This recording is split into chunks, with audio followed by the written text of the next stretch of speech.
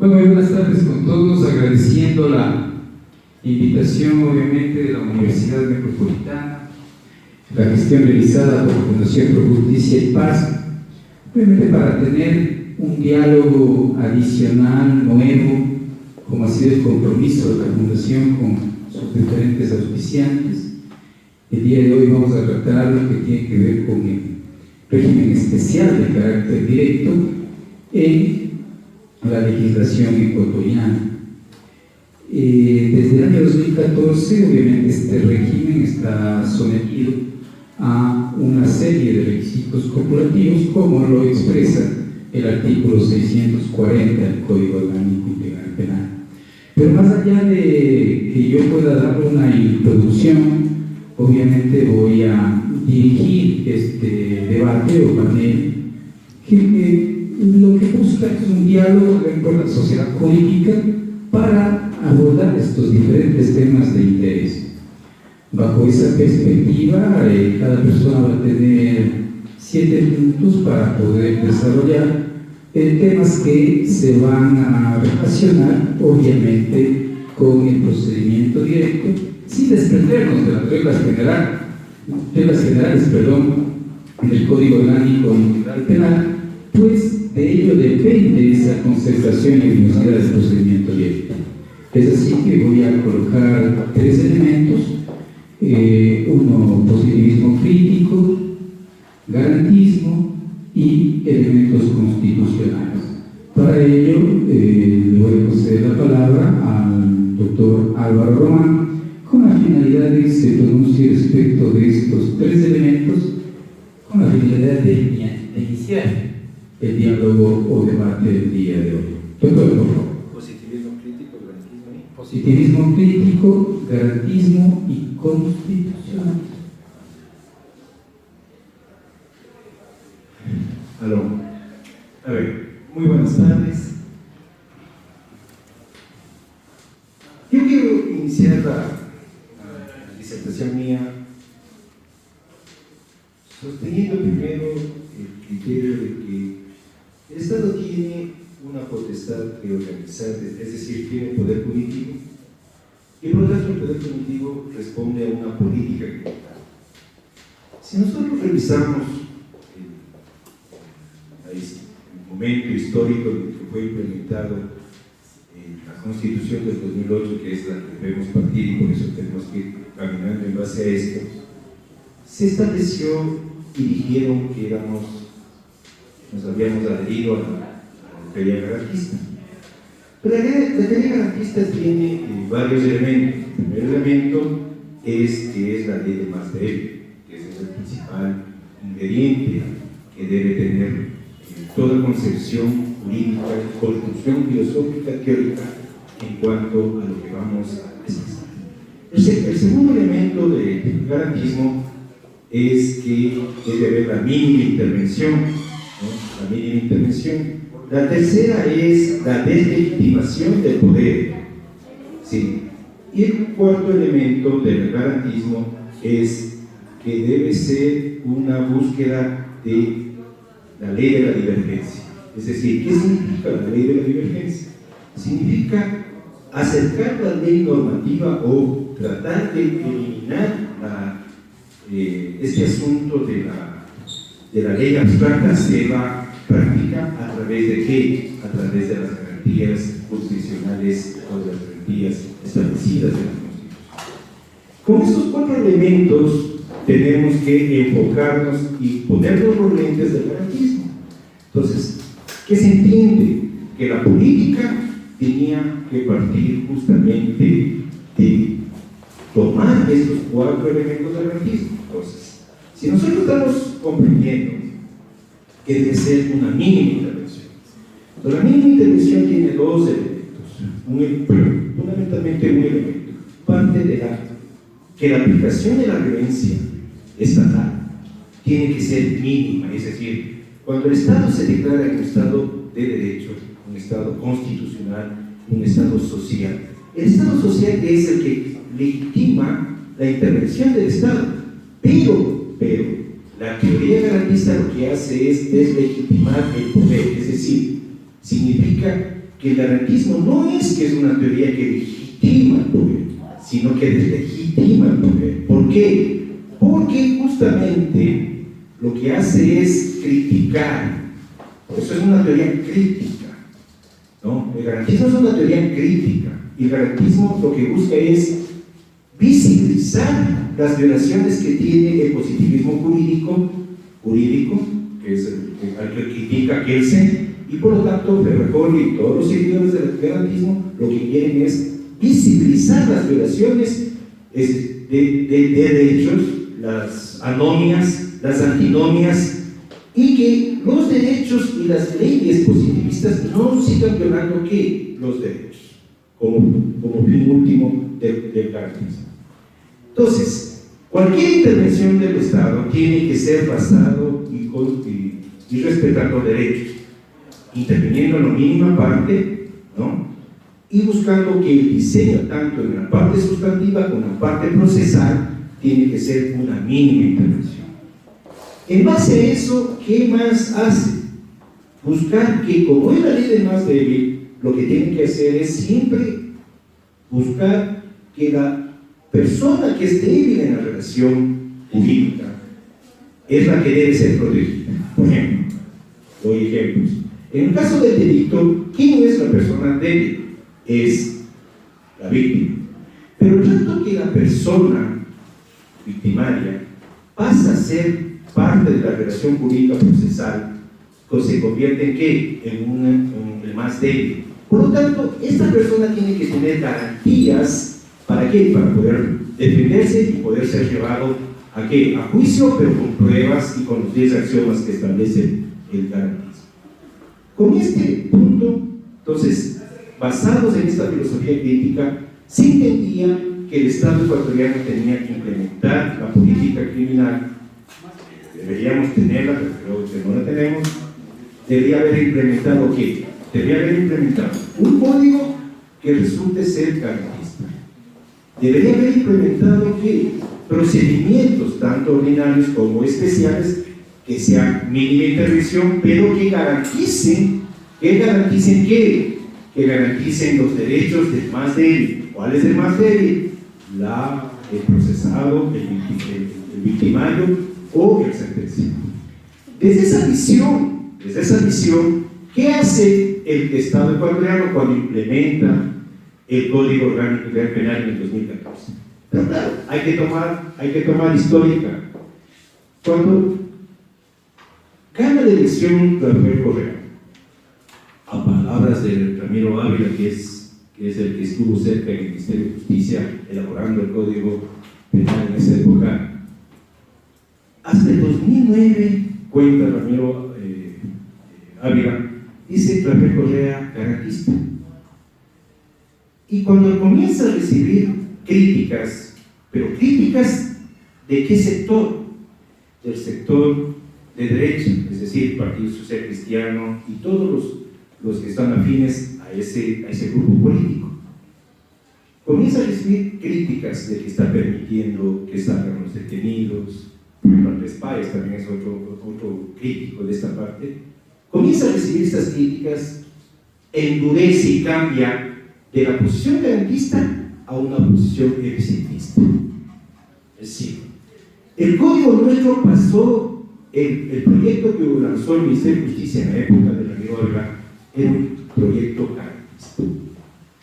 Pero cuando llega Pepe Serrano, ministro de Justicia, por 3-4 meses, manda al tacho de basura ese proyecto y dice que ese proyecto no es presentado por el Ministerio de Justicia. En ese momento ingresa después, me parece que Joana Pesantes, y Joana Pesantes hace un código solo remendado por susto de una sabatina del señor presidente, expresidente, y Joana Pesantes presenta. Y de ahí se desarrolla en 2 o 3 años el Código Orgánico Penal y se va implementando ya no una política garantista, sino una política excesivamente eficiente. ¿Qué significa? ¿Qué significa esto?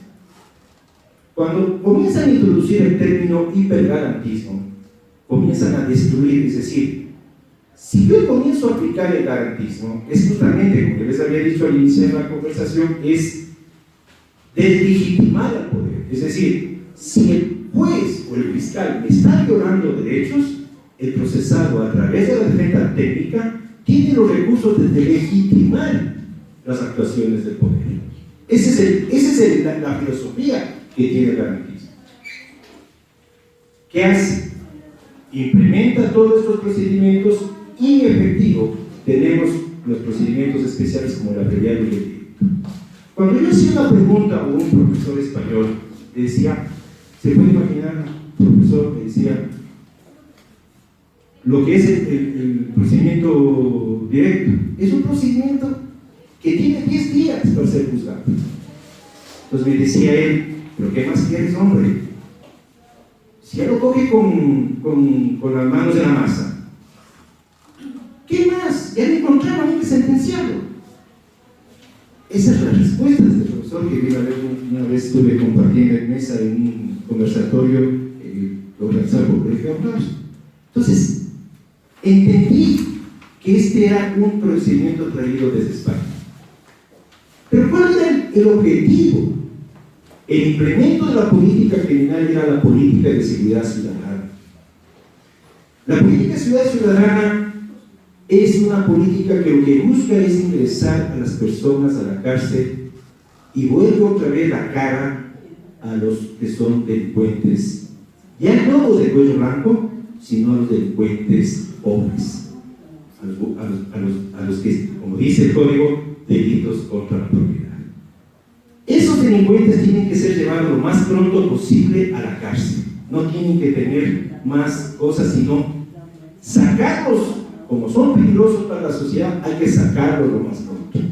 Por ese motivo es que ustedes ven cuáles son, ¿no? Cuáles son las ideas desde la política, como les estoy diciendo.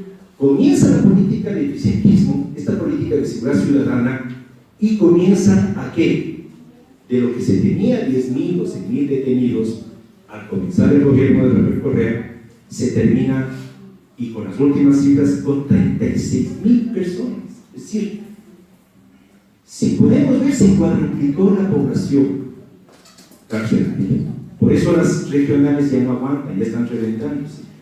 Regionales que fueron creadas para 4.000 personas, ahorita ya casi no tienen.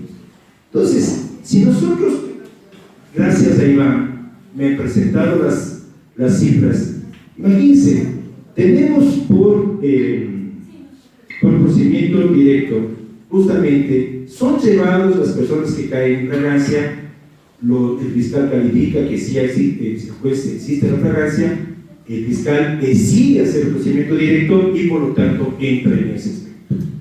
Entonces, si nosotros revisamos en los 3 criterios que nos dio al inicio de esta conversación, primero, y si nosotros le sometemos al garantismo, primero no cumple con los cuatro criterios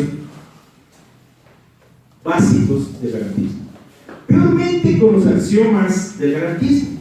El garantismo tiene 10 axiomas y los 2 fundamentales son los 2 últimos, que es sin prueba no hay juicio o sin juicio no hay prueba, y el último, la prueba tiene que ayudarse a contradecir. El fiscal tiene que presentarme prueba. Efectivamente el fiscal va a tener toda la posibilidad de presentar la prueba de acusación, pero ahí viene el problema. En el último axioma es que el procesado, es decir, el débil de la relación procesal, este señor tiene que tener tiempo suficiente, dice la Constitución y la Convención Americana de Derechos Humanos, para preparar su defensa técnica. ¿Cómo yo puedo preparar en 7 días? En 7 días, porque no se olviden, son 10 días y tenemos que presentar la prueba 3 días antes de que se señaló la audiencia, es decir, solo nos quedan 7 días. Y verán que el campo penal corre sábado y domingo, es decir, tenemos solamente 4 hasta 3 días.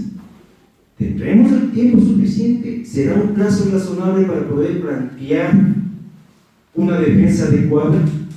Pero claro, partiendo desde el principio de culpabilidad, como les contaba esta anécdota con el profesor español, es principio de culpabilidad, no presunción de inocencia. Entonces, el eficientismo penal lo que ha hecho que como yo derecho penal tengo que darle satisfacción a la sociedad de que estoy metiendo a la gente mala, delincuente, lo más pronto posible, hace que se entienda que esa norma es, o este procedimiento no es violatorio, lo que sí es violatorio para los derechos humanos. Por lo tanto, si yo calculo y digo, primero, no cumple la teoría garantista. Segundo, es inconstitucional por todo lado de ser.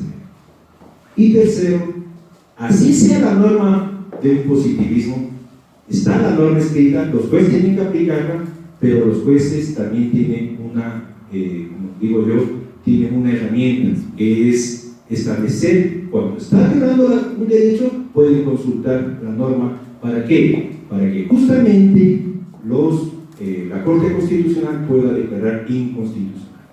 Pienso yo que en esta cuestión el procedimiento directo es totalmente violatorio a todo raciocinio humano, ¿no? Esa sería mi posición. Gracias. Muchísimas gracias. Se ha hecho referencia a una cuestión que es muy importante dentro de las características del garantismo, que es la ley de más débil, pero también se ha polarizado el criterio en lo que tiene que ver al eficientismo, al hipergarantismo y a la limitación probatoria. ¿Cuál sería el criterio respecto de estos dos elementos, aunados a un elemento de inconstitucionalidad que ha hecho referencia el doctor Omar? Doctor Cacho, por favor. Buenas tardes con las personas que asisten a este debate por invitación de parte de los organizadores. Considero que estos debates son muy importantes para fortalecer el ámbito jurídico, el conocimiento jurídico de todos quienes estamos inmersos en la actividad judicial, en la actividad de derecho. Bueno, el tema en cuestión aquí es las posiciones que podemos tener respecto del procedimiento especial directo establecido en el Código Orgánico Integral Penal. Desde un punto de vista de estricta legalidad, un positivismo jurídico, es un procedimiento que está ya determinado desde el 10 de agosto de 2014 en el Código Orgánico Integral Penal, en función del principio de seguridad jurídica, artículo 82 de la Constitución de la República, y principio de legalidad procesal, artículo 76, numeral 3, y idem, se ha establecido este procedimiento. Y en virtud de aquello es que actualmente este procedimiento es adoptado a nivel nacional por todas las unidades de flagrancia o por quienes tienen el ámbito jurisdiccional para realizar y resolver los casos de flagrancia.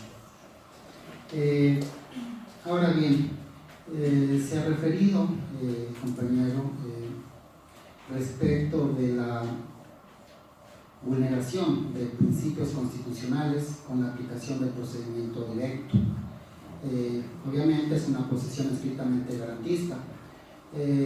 Luigi Berraioli, en su libro Derecho y Razón, Teoría del Garantismo Penal, establece así una serie de principios y axiomas que limitan el poder punitivo del Estado al máximo para garantizar el derecho de todas y todos los ciudadanos. Evidentemente, desde esta posición doctrinaria jurídica, en cierto punto, el procedimiento directo sí vulnera el derecho constitucional de defensa, en parte. En parte, ¿por qué? Porque las reglas del artículo 640 del COIP son claras. Se establecen plazos para la realización de la audiencia de juzgamiento directo, en donde se concentran todas y cada una de las etapas del procedimiento. Y en virtud de esta posición jurídica, sí se ve a veces en casos, por la experiencia que he tenido en los casos de flagrancia como operador de justicia, como juez de flagrancia, que sí se vulnera el derecho constitucional de defensa. Pero a la par de aquello también existen otros principios constitucionales que deben ser aplicados por el juez, y que esto derivaría en que no se vulnere la defensa de la persona sometida al poder punitivo del Estado en un procedimiento directo. Y en ese contexto yo considero que al momento el procedimiento especial, las garantías normativas de este procedimiento especial establecidas en el Código Orgánico Integral Penal no adolecen de inconstitucionalidad alguna. Me refiero a aquello porque, claro, desde el punto de vista de Ferrajoli, las normas tienen eficacia material, formal. En el presente caso, en el Ecuador, el procedimiento directo está siendo aplicado a cabalidad. Hasta el momento no he conocido de demandas de inconstitucionalidad o de consulta respecto de la constitucionalidad de las normas que atañen al procedimiento directo. En mi criterio es un procedimiento especial que procura establecer un balance entre las garantías que tenemos todos los ciudadanos desde el punto de vista del garantismo penal y un balance con el eficientismo de la justicia penal. Y aquí aterrizando un poco más en la casuística ecuatoriana, tomemos en consideración los casos de un procedimiento directo como nace.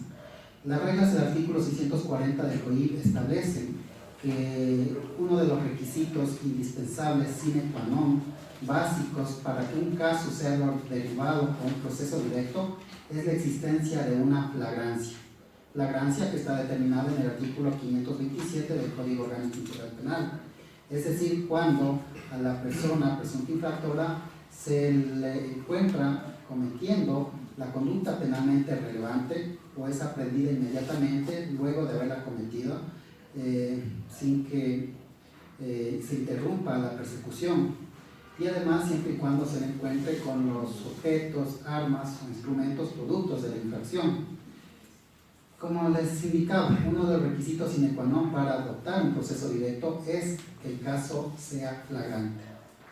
Y evidentemente, al tener un caso flagrante, una vez que se haga el control de legalidad de la flagrancia por el juez competente, el juez de garantías penales de turno, es evidente que hay mayores elementos probatorios para determinar cierto ámbito de responsabilidad de la persona que cometió dicho acto, dicha conducta penalmente relevante, constitutiva de un delito de ejercicio público de la acción. Y es en ese contexto, en esa lógica, que al Estado, en virtud de esta carga probatoria ya que existe en contra de la persona sometida al poder punitivo del Estado, porque el hecho es evidente, es diáfano, es palpable, a la vista, a los sentidos de todas las personas, es que el Estado ha considerado establecer como garantía normativa la adopción de un procedimiento directo. ¿Por qué? Porque evidentemente el hecho fáctico como tal es evidente y no se requiere tanto tiempo para determinar y resolver la situación jurídica de la persona procesada. Por otra parte, también hay que tomar en consideración que otro de los requisitos del proceso directo es que la pena para el delito no supere los 5 años de privación de libertad. Esto deriva a qué?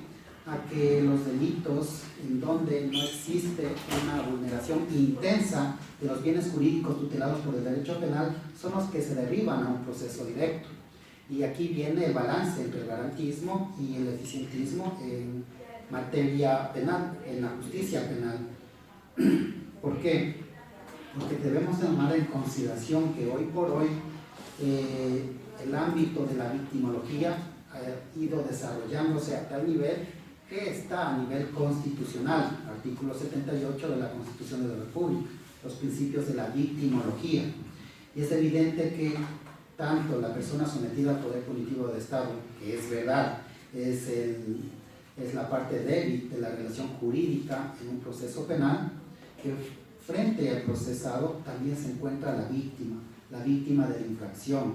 Y como hoy por hoy está desarrollado la victimología a nivel constitucional, a nivel de garantías normativas, a través de las reglas del Código Orgánico Integral Penal, a través de los principios y normas que integran el bloque de constitucionalidad, el legislador muy sabiamente ha considerado que no puede dejar de ver a la víctima para establecer este procedimiento especial. ¿Por qué? Porque la víctima también tiene derechos constitucionales, tiene garantías. El derecho de la víctima a una justicia pronta, oportuna y sin dilaciones.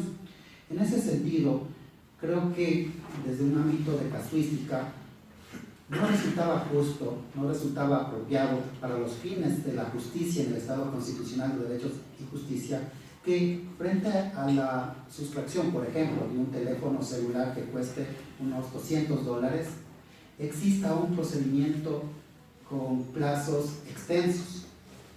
Y tomando en consideración que los delitos que se someten al proceso directo son los que no afectan intensamente bienes jurídicos, es que el legislador ha determinado estos procedimientos especiales para garantizar los derechos de la víctima y también para garantizar los derechos del procesado. Derechos del procesado que considero se ven incólumes cuando se adopta un proceso directo. ¿Por qué? Porque efectivamente, frente a la evidencia radiante de un proceso, de un caso flagrante, evidentemente la teoría del caso de la defensa no será, en muchos casos, la de tratar de luchar por el estado de inocencia, sino la adopción de otros procedimientos especiales e incluso la adopción de métodos alternativos a la solución de conflictos que también están establecidos constitucionalmente desde el artículo 190 de la Constitución y también como garantías normativas en el Código Orgánico Integral Penal, la conciliación, por ejemplo, o también la suspensión condicional de la pena. Y en este contexto considero que al momento no se determinarían visos de inconstitucionalidad en el procedimiento directo. Sí podría ser factible, para ser un poco más garantistas, la modificación, una reforma legal en torno a los plazos del procedimiento directo. Muchas veces sí, el plazo de 10 días para la realización de la audiencia, en cierto modo podría afectar la defensa, en cierto modo, pero no en todos los casos. Y en ese contexto se podría establecer reglas especiales de excepción, que en esos casos de excepción, cuando se requiera determinar elementos probatorios tanto a favor de la defensa como de la víctima o de la acusación oficial, fiscalía, se podría ampliar el plazo. Claro que actualmente se establece que la audiencia puede suspenderse por 15 días más. Y ahí también estaría la lógica del garantismo. Se está garantizando la defensa y sobre todo tutela judicial efectiva y debido proceso de todos los sujetos procesales. Si bien es cierto, el derecho penal, la teoría dogmática del derecho penal como tal, está orientada mayoritariamente a ver al procesado como el sujeto débil de una relación procesal penal establecida por el poder punitivo del Estado. Desde mi experiencia como operador de justicia, considero que nos corresponde ver las dos caras de la moneda. Primeramente, los derechos y garantías del procesado, pero también a la par los derechos y garantías de las víctimas de las infracciones. Y en ese contexto, repito, no se determinarían al momento visos de inconstitucionalidad. Eso podría referir en torno a los cuestionamientos que hemos realizado en este momento. Había otro cuestionamiento. Limitación de la prueba. La limitación de prueba. Ya. Bueno, de mi experiencia he verificado que el procedimiento directo establece plazos procesales. Desde la audiencia de calificación de flagrancia, 10 días para la realización de la audiencia de juicio directo. 3 días antes de la audiencia se deben hacer los anuncios probatorios. Y efectivamente, ese es el deber tanto de la defensa como de fiscalía para garantizar el debido proceso. Y como excepción, básicamente, cuando no se ha logrado establecer todos estos elementos que coadyuvan a fortalecer las teorías del caso, las teorías jurídicas y las teorías probatorias de los sujetos procesales, es que la propia regla del artículo 640 del COIP establece la suspensión de la audiencia. Y no olvidemos que en el procedimiento directo, además, se establecen y se deben aplicar las reglas generales del COIP para las audiencias. Y no olvidemos las reglas del artículo 617 del COIP, las reglas generales del artículo 563 del COIP, donde se establecen recesos, suspensiones de la audiencia, donde se establece además la adopción o la petición de prueba nueva por parte de los sujetos procesales, con el cumplimiento de dos requisitos: la trascendencia y el desconocimiento hasta ese momento. Con esto yo considero que se garantiza la prueba, determinar y materializar las teorías del caso jurídicas y probatorias en un caso en concreto. De ahí que considero que no se determinaría una vulneración del derecho a la libertad probatoria. Sí, soy enfático en señalar que sí, de pronto se requeriría una reforma al COIBA del artículo 640 en torno a los plazos, no 10 días, sino unos 15 días o algo parecido, para garantizar más la defensa de todas las partes y tener una concepción un poco más garantista. Pero no nos olvidemos que el COI es un cuerpo normativo orgánico, donde se determinan instituciones jurídicas encaminadas a fortalecer el sistema de garantías establecidas en la Constitución. Y de ahí debemos analizar lo que Ferrajoli refiere, que tenemos derechos constitucionales. En el caso que nos ocupa, tutela judicial efectiva, debido proceso, artículos 75, 76 y 77 de la Constitución de la República, artículo 78 de la Constitución, principios de la victimología, y el Estado, a través de garantías normativas, está tratando y procurando materializar estos derechos constitucionales.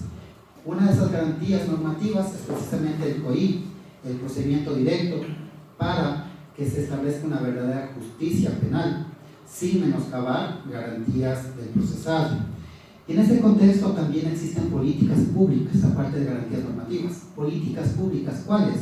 El ente administrativo de la función judicial ha establecido a nivel nacional unidades de flagrancia, jueces de flagrancia, con atención 24/7, es decir, los 365 días del año, las 24 horas, en donde se materializan los derechos de las personas sometidas al poder punitivo del Estado, de las personas aprendidas por un delito flagrante que ulteriormente se establece en un procedimiento directo.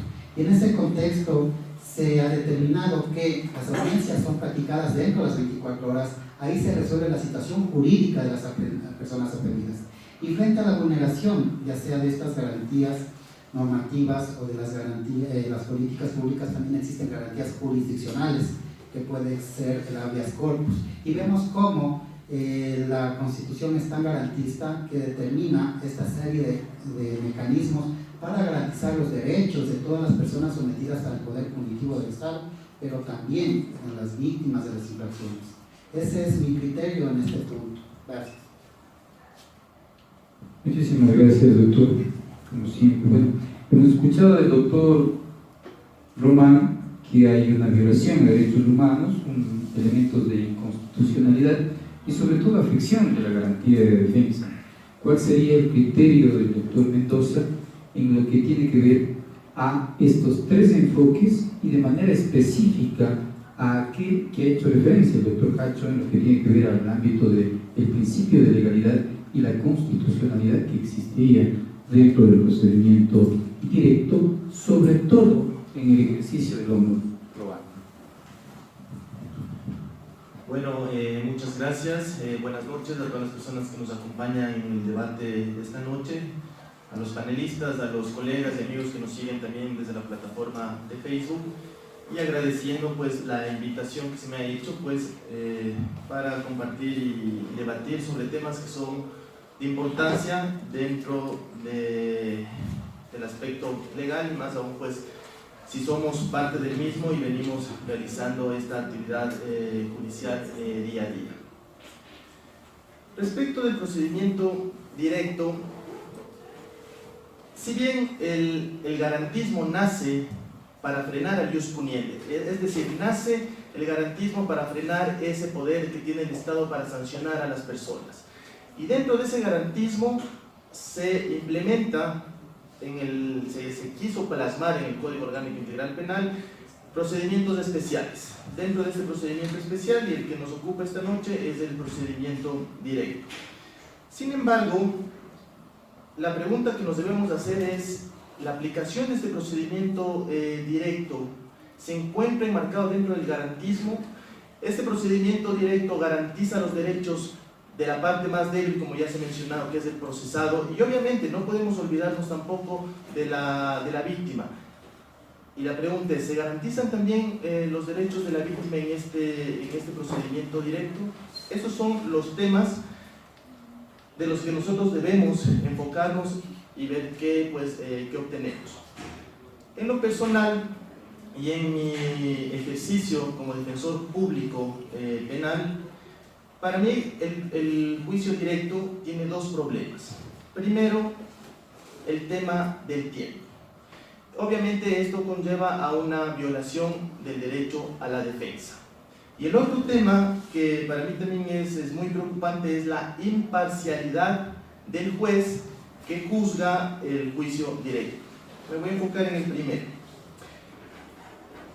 De acuerdo a la resolución 146 del Consejo de la Judicatura, en el que se dispuso que los mismos jueces que calificarán la flagrancia serán los mismos que en 10 días fijarán la audiencia de juicio directo, serán los mismos que juzguen el juicio directo.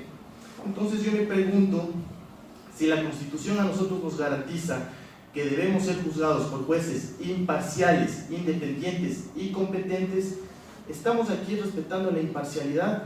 ¿Por qué? Porque el juez que calificó la flagrancia, él ya conoció los hechos que le fueron puestos en conocimiento de él. Ya se le expuso a él por qué esa persona fue detenida, con qué evidencias se le encontró, qué dice el denunciante. Y sobre eso, sobre esa información que la Fiscalía pone en conocimiento al juez, él ya tiene que emitir una primera decisión judicial.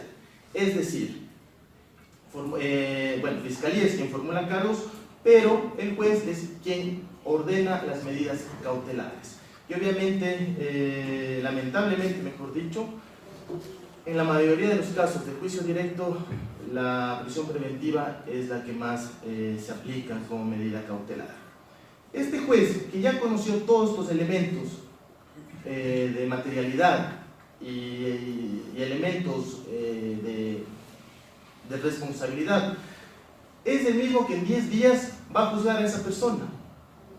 Es decir, en esos 10 días le serán puestos nuevas pruebas, se le mostrarán nuevos elementos para él decidir, pero él ya tiene una convicción que se formó en la audiencia de calificación de flagrancia.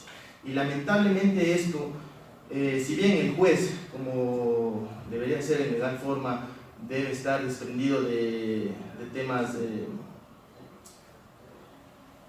que faciliten o se parcialicen hacia las partes, pero antes que juez somos seres humanos. Y obviamente el ser humano tiene y tiende a prejuiciarse, ¿sí? Y en ese sentido, si yo en la audiencia de calificación de flagrancia di prisión preventiva para esa persona porque yo consideré que habían elementos, que habían evidencias, ¿creen que yo luego de 10 días, así se me presenten otras pruebas, yo le voy a ratificar la inocencia?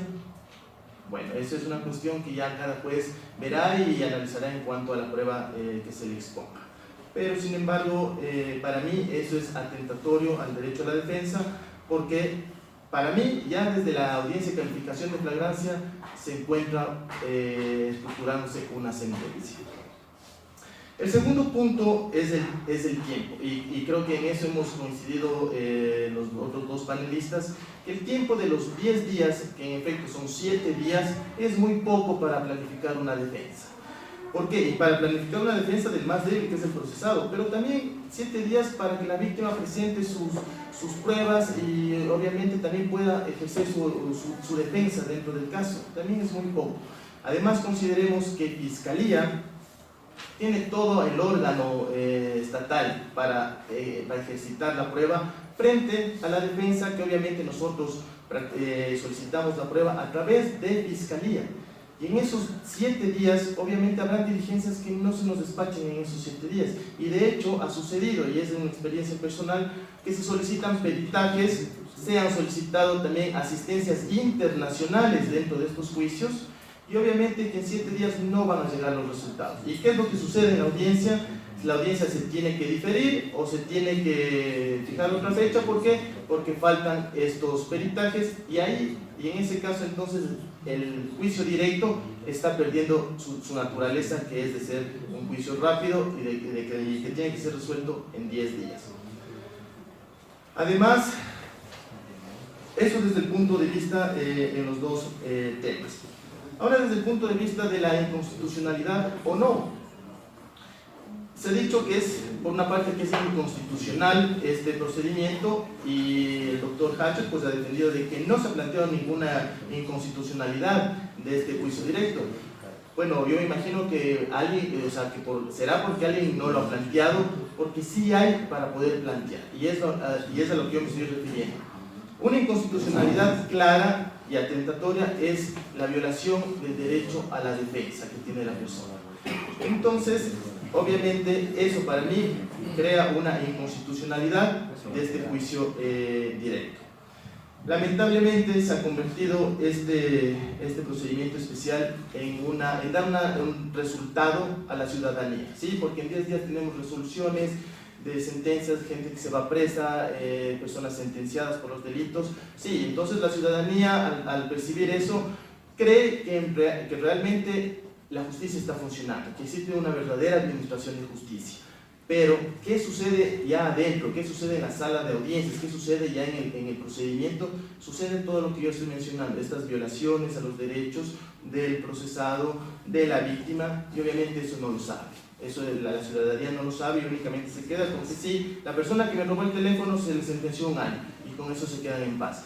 Pero nosotros como juristas no podemos quedarnos en ese punto, sino analizar todas estas violaciones y obviamente pues de frenar estas inconstitucionalidades del juicio directo. Ese sería mi punto en este primer momento. Gracias. Es bastante difícil dirigir a los compañeros, uno trata de explotar en hambre de hablar, pero bueno, básicamente se han puntualizado 4 elementos con respecto a lo señalado por parte del doctor Mendoza. Uno tiene que ver con la identidad del juzgador, otro con el ámbito de la imparcialidad de este mismo, la estructura anticipada de una sentencia a través de una medida cautelar y uno de carácter fundamental que tiene que ver con la igualdad de armas. Si es que arrancamos desde el elemento del principio de legalidad ante la inconstitucionalidad planteada por el doctor Román, estos 4 elementos, ¿cómo se verían afectados? Tomando en cuenta las características generales de concentración y univocidad que bajo las reglas generales del Código Orgánico Integral Penal tiene el procedimiento directo. A ver, como había dicho David, el artículo 84 tiene que tener, la ley, el principio de legalidad tiene que tener 2 elementos, el formal y el material. El artículo 84 de la Constitución establece la garantía normativa y dice justamente que cualquier órgano, y esto va dirigido justamente al legislador, y no solamente al legislador, sino a todas las personas que son parte del sector del Estado, tiene que formar sus leyes, sus normas, sus ordenanzas, sus sentencias, que desde el punto de vista formal y desde el punto de vista material. ¿Qué significa esto? Significa formar quién hace y cómo lo hace, es decir, quién es la autoridad competente para hacer y tiene que tener un procedimiento. Pero no es suficiente eso, sino que tiene que tener la materialidad, es decir, el respeto a derechos humanos. Si yo parto estrictamente de un principio de legalidad, sí, efectivamente, la seguridad jurídica a mí me llama y me dice el 76, el 76.3 y el 82, me establece que la ley debe estar previamente establecida. Es decir, sí, efectivamente está establecida y está cumpliéndose. Los jueces tienen una norma previa, un procedimiento previo y tienen que aplicarlo. Yo me hago la pregunta ahí. Ciertamente, la víctima ¿tiene derechos? Sí, tiene derechos. Ahí está reconociendo como es ser humano. Pero como dice un autor, Alfonso Alvarado Belioso, dice, cuando se crea nuevamente la víctima o se le presenta a la víctima dentro del proceso, ¿qué va a pasar? Se flexibilizan las garantías del procesado. Se flexibiliza, es decir, aparece un derecho penal solidario. ¿Qué quiere decir esto el autor? El autor está diciendo que se está desvaneciendo por qué llevar a la persona a la cárcel a como dé lugar, ¿sí?, sin importarle las garantías que debe tener. Pero como estamos justificando hacia la víctima, porque la víctima también tiene derechos, nos estamos olvidando de que cualquiera de nosotros que está aquí puede caer, ser parte del sistema desde el otro lado, no solamente de la víctima, sino del procesado. ¿Cómo afecta esto? Yo considero que sí afecta gravemente, ¿no? Y mi posición es esa. Yo puedo establecer, ¿no? ¿Cuáles eran nomás los puntos de Concentración de concentración? etapas procesales, bajo las Sí, reglas generales. Es que efectivamente, ciertamente el procedimiento trata de cumplirse garantías. Pero yo considero que cuando se hacen estas concentraciones sin el tiempo suficiente para preparar la defensa,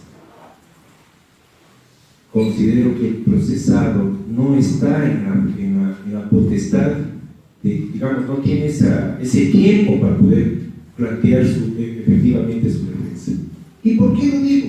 Por ejemplo, yo tuve un caso de directo. Era un señor cuadripléjico que había sufrido un accidente en el 2014 en Canadá. Él había recibido terapia de marihuana, entró al Ecuador con la receta, con los frascos, y fue detenido cuando intentó salir del Ecuador. Cuando se lo trajo desde el aeropuerto hacia acá, hacia Fragancia, primero la policía lo trajo como que fuera un costado.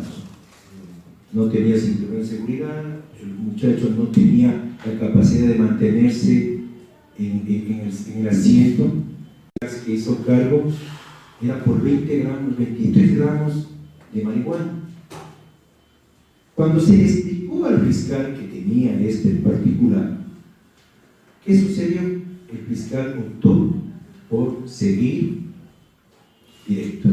Y se le dijo, tengo que traer la prueba de historia clínica desde Canadá. Cuando yo recibí el caso, recién la historia clínica, eso lo detuvieron el día miércoles. El viernes estaba en mi oficina. La prueba llegó recién el día martes. Había que traducir 150 hojas. El fiscal no entendió nunca eso. Trabajamos, pedí diferimiento. Ventajosamente la jueza dio el diferimiento. Pero el fiscal, cuando ya le tocó enfrentar el caso, pidió vacaciones. Porque además la jueza le dijo a este señor que tenía que ir a presentarse ante el juez pasando 4 días. Este señor cayó enfermo y entró al hospital Los Andes con un problema renal, porque él tenía funda, ¿no? Casi más o menos como el presidente de la República. El presidente de la República también tiene funda, ¿no? Sus secreciones, ¿no te ríes? ¿No te ríes? Estoy hablando de una cosa muy seria, ¿verdad? Entonces, son esas cuestiones físicas que uno en ese momento comprende y dice, a ver, ¿procedimiento directo cumple con la legalidad? Sí. ¿Cumple con la concentración? Sí. Pero yo me pregunto, ¿está hecho para proteger al ser humano? Yo creo que no. El procedimiento en este caso particular se convirtió en una herramienta para mí inhumana. Darle 10 días pudimos establecer y al final llegamos a la audiencia después de 20 o 30 días, pero logramos sacarlo, ¿sí? En base a qué? A la sensibilidad. Pero había la prueba contundente de la historia clínica, por eso se logró la libertad. Pero ahí, con esa experiencia, considero que el procedimiento directo es un procedimiento que no cumple con la protección de derechos. Será el Estado el afectado y el que tendrá que ser víctima y aplicarse el artículo 78 de la Constitución como víctima en este caso. Yo creo que no tiene ese derecho. El Estado solamente tiene competencias en ese momento. Yo no entiendo cuando los fiscales van a las audiencias y dicen que el Estado es víctima en estos casos y quieren aprovecharse del artículo 78 cuando no es el artículo de ese espíritu. Entonces, yo les mando a reflexionar. Podemos estar aquí debatiendo y vamos a tener un debate, pero hay que pensar en que hay personas víctimas indirectas también del procesado. La familia queda en esos 10 días en tratar de lograr prueba. Y como decía el doctor Mendoza, yo me pongo a pensar, cuando vos vas a la audiencia y tú no puedes llevar prueba correcta, el fiscal primero que te dice, esa prueba es mal actuada, pues, y te pide exclusión, o te pide que no ingrese la pertinencia.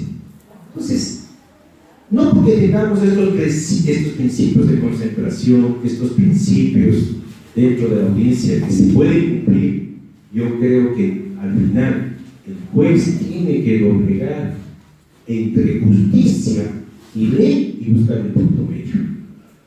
Al Ross planteaba eso, jalar la ley hasta encontrar el punto de equilibrio entre la justicia que tiene que darle a la víctima y justicia que tiene que recibir el procesado o el sentenciado. Yo sigo manteniendo ese aspecto de que no puede haber el procedimiento de ley. Y fundamentalmente, con lo que expuesto por el doctor Mendoza, la Corte Suprema ya en el año 2000 ya resolvió que el mismo que resuelve el juicio o que se contamina no puede volver a resolver lo que ya conoció. Yo no creo que necesitamos actualizar esas resoluciones. Eso estaba pasando también en tránsito. En tránsito, el juez que resolvía la etapa intermedia volvía a ser juzgador. Tiene que resolverse y tener el criterio de que un juez tiene que llegar sordo, ciego y mudo a la audiencia. Es decir, no conoce, no vio y no habló del proceso. Eso hay que buscar. El juez tiene que ser totalmente imparcial para tomar una decisión.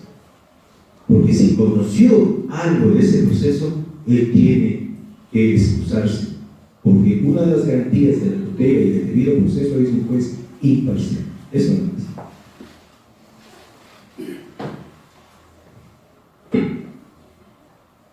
Ok, se ha hecho referencia a un elemento fundamental que en el ámbito jurisdiccional debe estar por encima de cualquier tipo de elemento, que es el derecho humano frente al bien jurídico protegido. Pero bajo esa característica, que muchos jueces lo que hacemos obviamente es dar prioridades, incluso llamar la atención a los policías cuando sucede este tipo de circunstancias, la pregunta es, ¿hay imparcialidad del juez? ¿Hay acaso afección al bien jurídico protegido? ¿Cómo debería estar regulado este? ¿Es el fiscal el que establece la pertinencia de la prueba o es el juzgador? Porque no hay que confundir los roles entre fiscalía y el juzgador. Bajo esa perspectiva, ¿cuáles serían los elementos que añadiría el doctor Hagi? Gracias nuevamente por la palabra. Muy interesante los puntos de vista de los compañeros panelistas. Evidentemente se ve una posición garantista en los argumentos que han desplegado en este panel al indicar que existe vulneración del derecho constitucional de defensa y también vulneración del principio de imparcialidad. El artículo 76 de la República establece como derecho de protección, como garantía del debido proceso, la imparcialidad de los juzgadores. Ahora bien, habíamos analizado el tema del procedimiento directo en el ámbito adjetivo y las reglas del artículo 640 del COIN. Pero ya en la praxis se suscitan varios temas que desde el punto de vista de la casuística le corresponde al juez solucionarlo como órgano jurisdiccional. Se ha referido a que se vulnera el principio de igualdad de armas propio del sistema procesal penal vigente, el acusatorio adversarial, el contradictorio de igualdad de armas. Pues analicemos algo. El artículo 640 del COIP establece los plazos para la realización de la audiencia de juicio directo, y desde la fecha de la audiencia de flagrancia se debe practicar dentro de los 10 días. Pues bien, desde que inicia el proceso penal a través de la formulación de cargos, tanto Fiscalía como titular del ejercicio público de la acción, tanto la defensa del procesado, tanto la víctima, tiene el mismo tiempo para poder solicitar diligencias en etapa de la instrucción fiscal, para plantear solicitudes, para plantear la realización de pericias. Y en ese contexto se garantiza la igualdad de armas, el contradictorio en el procedimiento directo. A tal punto que, si el juez, al momento de resolver temas de validez procesal en la primera parte de la audiencia de juicio directo, observa la vulneración del derecho de defensa, determina que se ha vulnerado una norma jurídica del procedimiento, que eso puede influir en la decisión de la causa, evidentemente tiene toda la potestad de o subsanar la situación siempre y cuando no afecte derechos, o, como último recurso, declarar la nulidad del proceso a partir del momento en que se provocó la causa de nulidad. Y en ese contexto, el Código Orgánico Integral Penal establece una serie de garantías normativas para proteger a los sujetos procesales per se. Y en ese contexto yo considero que hay igualdad de armas. Además de aquello, se verifica en el procedimiento directo, en la casuística, que se aplican las reglas generales del COIP en el ámbito adjetivo. Per se, existen reglas que determinan la suspensión de la audiencia, el receso de la audiencia, el diferimiento de la audiencia. Existen reglas, garantías normativas en el COIP que permiten hacer aquello. Y en virtud de aquello, con estas reglas jurídicas, se materializa el derecho de defensa. Muy claro el ejemplo que hizo el doctor Álvaro Román. Y sí, sucede aquello. Pero miren, yo también pongo otro ejemplo. Tuve un caso, un delito de carácter sexual, un abuso sexual, en donde la defensa planteó su teoría del caso, su teoría jurídica y su teoría probatoria respecto de que no existía la conducta penalmente relevante, y para justificar aquello determinó una teoría probatoria y solicitó la adopción, la realización de pruebas de ADN en varios indicios que estaban dentro de cadena de custodia, en un interior de la presunta víctima, en una sandalia de la presunta víctima, donde presuntamente existían fluidos seminales. Y claro, en ese momento, lo que pasa en nuestro país, el laboratorio del ADN no tenía los reactivos respectivos para practicar esas pericias, y referían que los reactivos llegaban al país después de 30 días, y que de ahí hasta que se realice la pericia y este informe iban a pasar más tiempo. Como juez garantista del debido proceso, yo lo que hice fue aceptar la petición de diferimiento planteada por la defensa, aceptada por Fiscalía en función del principio contradictorio, y como juez garantista lo que hice fue diferir la instalación de la audiencia de juicio directo. Y claro, la regla nos dice 15 días, la regla nos dice un tiempo menor, pero ahí viene el tema del ejercicio jurisdiccional del juez, la modulación, la ponderación al momento de resolver un incidente o una cuestión procesal. Claro, por un lado las reglas jurídicas obligan al juez a cumplirlas, pero en este caso el aplicar esas reglas jurídicas vulneraba principios constitucionales y el resultado era injusto, ¿verdad?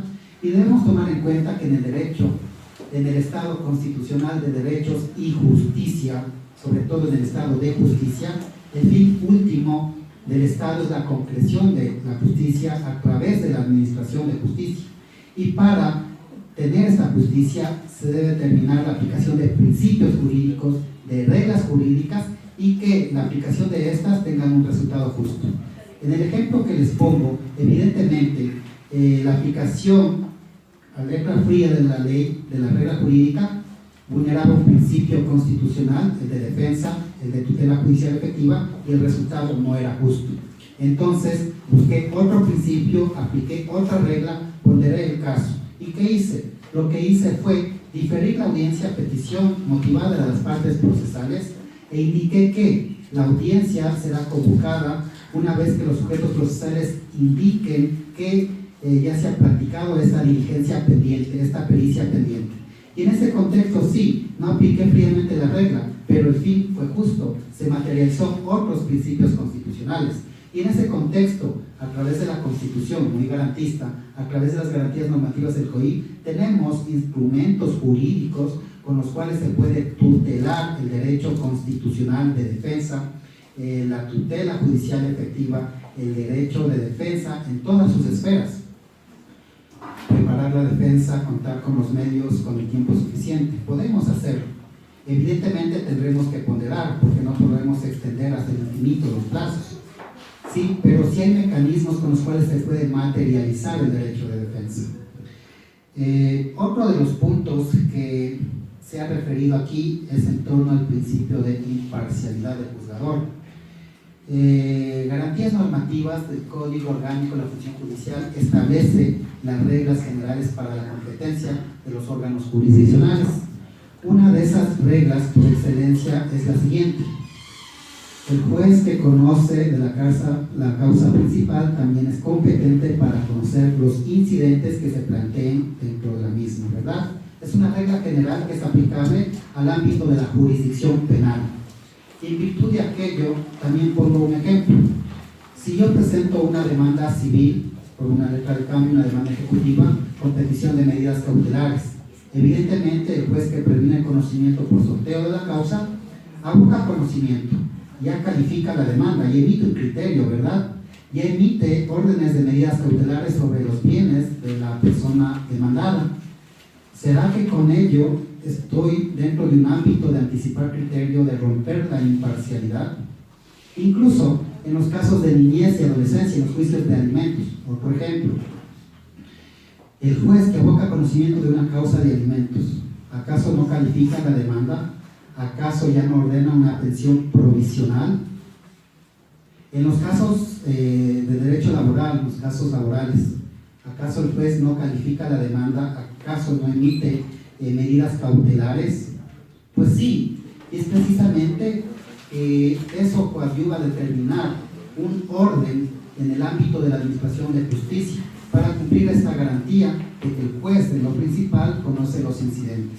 Y en ese contexto yo considero que el principio de imparcialidad radica sí en que el juez debe someterse a los principios de independencia interna y externa y al principio de imparcialidad, es decir, juzgar sobre la base de lo actuado dentro del proceso.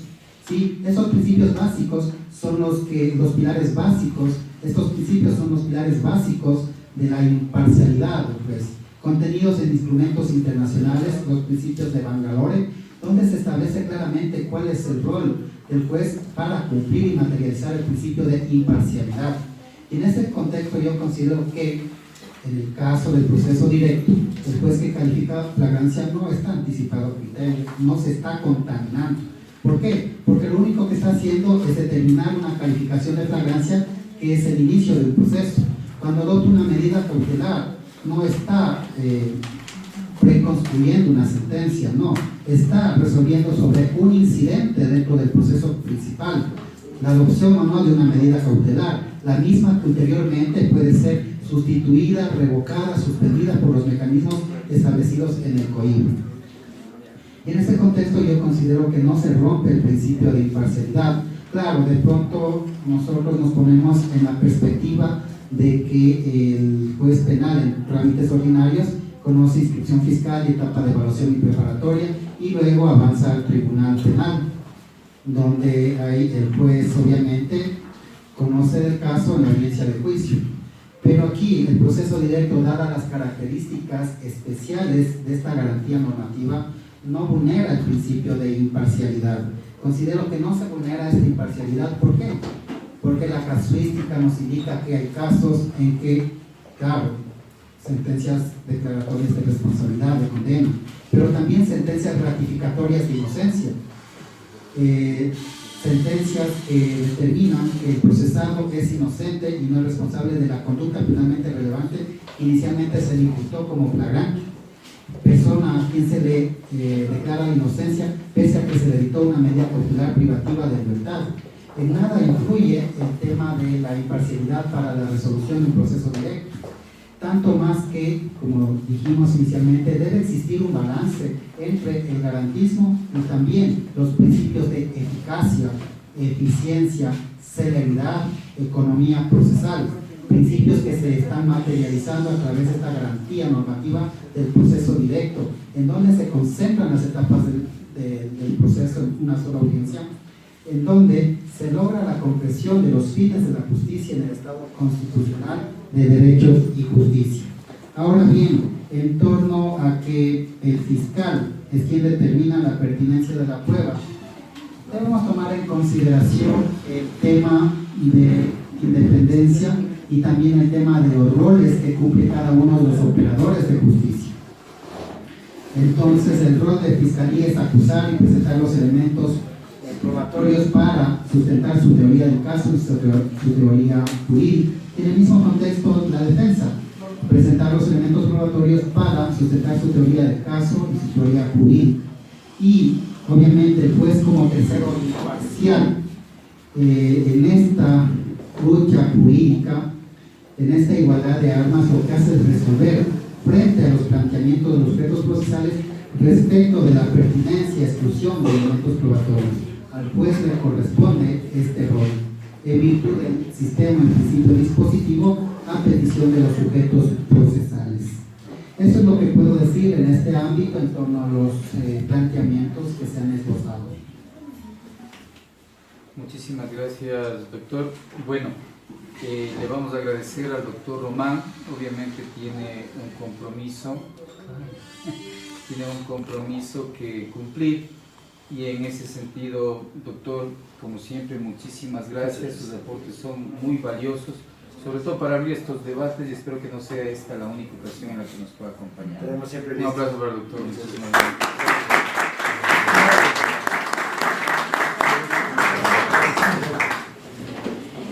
Bueno, ¿se escucha? Continuando con el desarrollo del debate, obviamente es importante, en virtud de algo que se habría señalado en lo que tiene que ver al rol de jueces, rol de fiscales y obviamente al rol de los defensores.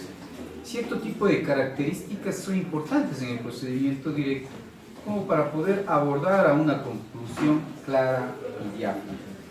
Bajo estas características, los puntos que serían de análisis sería la tutela judicial efectiva, el rol del fiscal, el rol del juez, obviamente la garantía de la defensa, que en algo ya ha manifestado el doctor David Cacho, y la determinación material y formal de la defensa.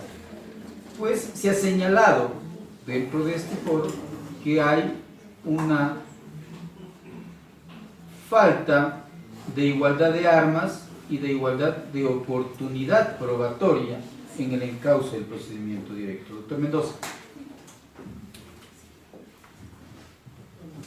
Bueno, muchas gracias otra vez por la palabra. Voy a referirme primero desde los roles que tanto el juez, la fiscalía y los defensores, tanto particulares como defensoría pública, deben realizar dentro de este juicio directo. Obviamente, yo hablaba en mi primera intervención que hay una desigualdad de armas. ¿Por qué? Si bien la fiscalía es el órgano investigador, ¿sí? Pero mejor dicho, en la práctica no cumple con la garantía constitucional de recabar elementos de descargo, ¿sí? Más, obviamente, la fiscalía más tiende a recabar elementos de cargo para, obviamente, formarse su teoría del caso y presentarle hacia el juez. Elementos de descargo, Por sí solos, la Fiscalía casi en muy pocos casos en los que los fiscales realmente son objetivos, pero si la defensa no presenta o no solicita la práctica de experticias, la Fiscalía por sí sola no realiza este trabajo, y pese a que constitucionalmente está obligada a realizarla. Entonces, ¿cuál sería el rol del fiscal en este punto? Primero, está llamado a actuar con total objetividad, y obviamente él es el responsable de este balance de armas. ¿Por qué? Porque la Fiscalía, recordemos, la Fiscalía tiene a la Policía Nacional como un órgano secundario que le ayuda a investigar, tiene los departamentos de criminalística, y obviamente para Fiscalía es mucho más fácil el tema de obtener peritajes, pericias, y obviamente eso luego transformarse en pruebas y obviamente sustentar su teoría del caso. Lo que no sucede con la defensa. La defensa, obviamente, como ya manifesté, ¿cómo tiene que planificarse la defensa? Es a través de la Fiscalía. Es a través de la Fiscalía que se solicitan las diligencias, y Fiscalía debe oficiar al departamento pertinente, es decir, al departamento, en este caso, supongamos, de criminalística, para que se designe un perito, este perito realice la experticia necesaria. Eso obviamente no sucede en 1 ni en 2 días, eso sucede en 2, en 3, 4, 5 días, y obviamente recordemos que tenemos 7 días únicamente para resolver nuestro caso. Entonces, el rol de la Fiscalía, como digo, muy puntualmente es actuar con total objetividad y obviamente al recabar elementos también de descargo para esa persona que está siendo procesada. El rol del defensor público aquí está llamado a ser totalmente ágil, rápido y obviamente oportuno. Tenemos como defensores 7 días nosotros primero para tomar contacto con la persona que está siendo procesada. Puede estar detenida en la Tacunga si es mujer, detenida aquí en el Inca, y obviamente inmediatamente desde que se calificó la flagrancia, el defensor asignado o el defensor que va a continuar con la defensa, lo primerito que tiene que hacer es tomar contacto con esa persona para ver qué es lo que sucedió, qué es lo que pasó, porque nosotros tenemos conocimiento de lo que sucedió a través del parte policial. Pero obviamente lo del parte policial esa no es la verdad, ni tampoco yo digo que la verdad es la que me cuente mi defendido, no. La verdad a la que llegaremos es la verdad procesal, que será la que obtengamos de las pruebas que presentemos en un juicio. Pero bueno, el primer punto es a tomar contacto con esa persona inmediatamente, para que con ella mismo crear ya la estrategia de defensa, ¿sí?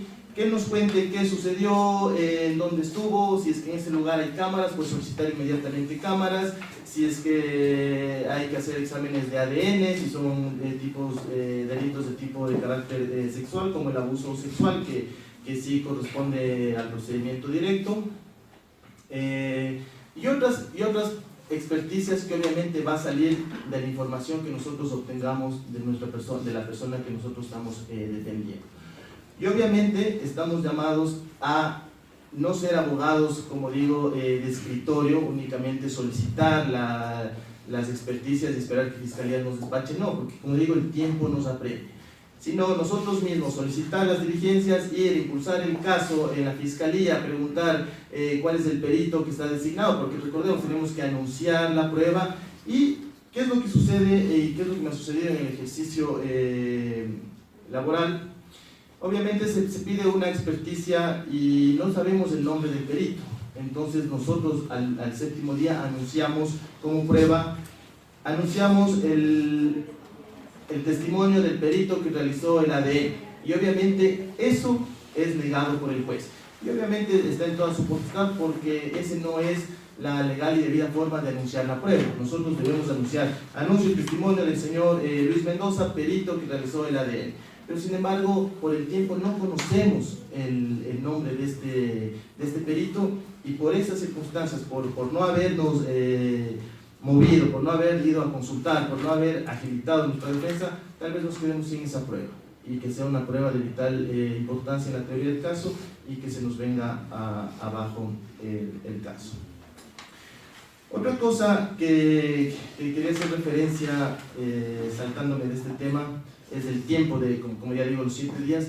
Esto en el mejor de los casos, porque ¿qué es lo que a mí me ha pasado? Y y lo comento aquí. Ha habido jueces, bueno, ahorita ya no se dan estos casos, pero cuando recién empezó a darse los juicios directos, como la ley dice, el juez en el plazo máximo de 10 días fijará la audiencia de juicio directo.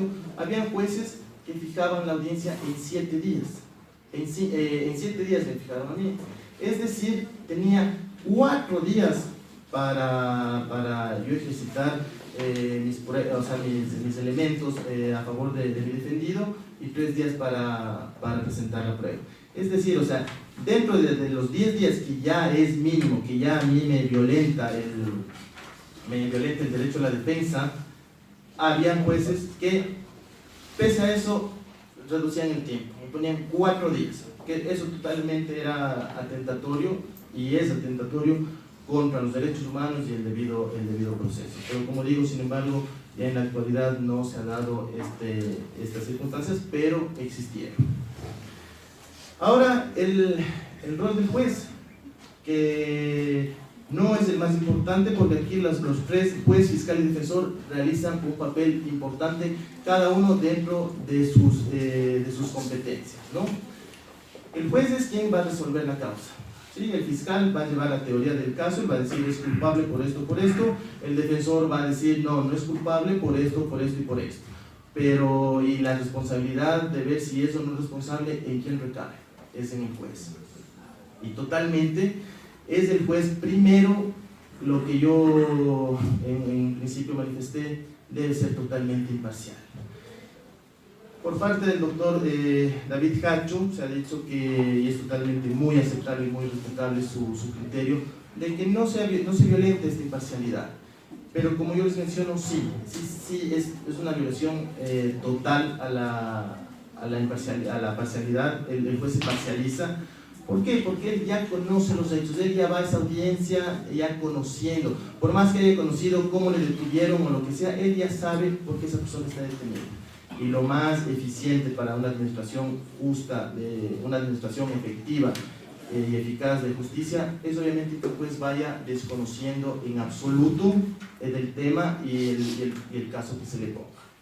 El juez está llamado a eso, a actuar con total imparcialidad y total objetividad, y obviamente a basarse únicamente en la prueba que a él se le presenta. ¿Sí? Más allá de los elementos que Fiscalía o la defensa pueda utilizar en sus retóricas, en sus teorías del caso, de que es buena la persona o no es buena la persona, eso tiene que quedar de lado y únicamente ser objetivo y analizar la prueba que se le ponga en conocimiento de él. Puede ser prueba que haya existido, que se haya practicado, pero ¿qué tal si no fue anunciada? Esa prueba no existe. Dentro de la esfera jurídica esa prueba no existe. Por más que esa prueba determine o no la culpabilidad o no de esa persona, si yo no anuncié como fiscal o como defensa, esa prueba yo no puedo utilizar. Y obviamente el juez está llamado a rechazar ese tipo de pruebas. ¿Sí? Pruebas inconstitucionales. También está llamado a rechazar las pruebas inconstitucionales que obviamente violentan el debido proceso, y ahí es el juez quien debe realizar este ejercicio y dejar de lado estas pruebas. En conclusión, tanto juez, fiscalía y defensor, esta triada de la administración de justicia, como yo lo llamo, los 3 estamos llamados a realizar un trabajo en bien de la ciudadanía, con respeto a los derechos de la persona procesada y de la persona, en cada caso en particular, víctima. No podemos olvidarnos tampoco de la víctima, obviamente tiene derechos igual o tanto que el procesado. Estamos llamados nosotros pues a realizar nuestro trabajo de la mejor manera para que de una u otra forma mejore la administración de justicia. Gracias.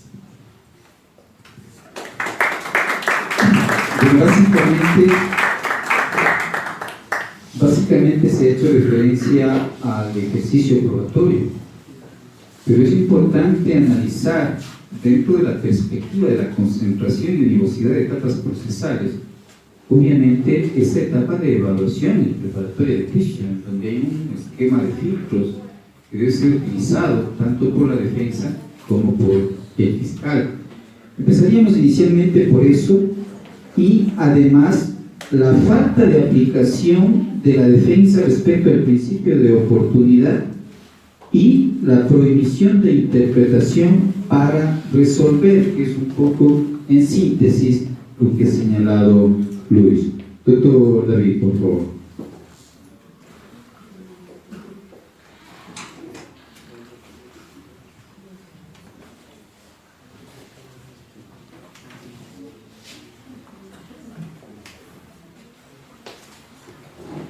Gracias. Bueno, son varios los planteamientos que se han establecido en esta parte del debate. Uno de aquellos, la falta de aplicación por parte de la defensa del principio de oportunidad.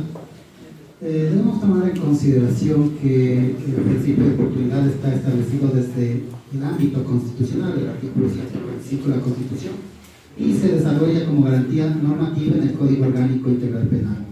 Efectivamente, en la casuística son muy pocos casos en los cuales se ha presentado por parte de la defensa la aplicación de este principio de oportunidad y también por parte de Fiscalía. A veces, en realidad, dejamos de aplicar instituciones jurídicas que están vigentes y que son válidas dentro de la estructura procesal penal. Sería importante aquello. Debemos tomar en consideración que, en base a la menor intensidad de afectación de bienes jurídicos, los casos que se derivan a un procedimiento directo son aquellos que tienen penas privativas de libertad no tan altas, diría yo medianamente altas nada más, de hasta 5 años, en donde se establecen garantías normativas en pro de la persona sometida al poder punitivo del Estado. Adopción de un procedimiento abreviado con reducción de penas de hasta 1/3 de la pena mínima, la adopción de un método alternativo de solución de conflictos, la conciliación, la aplicación de una suspensión condicional de la pena siempre y cuando se cumplan los requisitos, la aplicación del principio de oportunidad. Miren toda esta serie de garantías normativas que irradian al procesado para garantizar su inocencia, para garantizar su tutela judicial efectiva.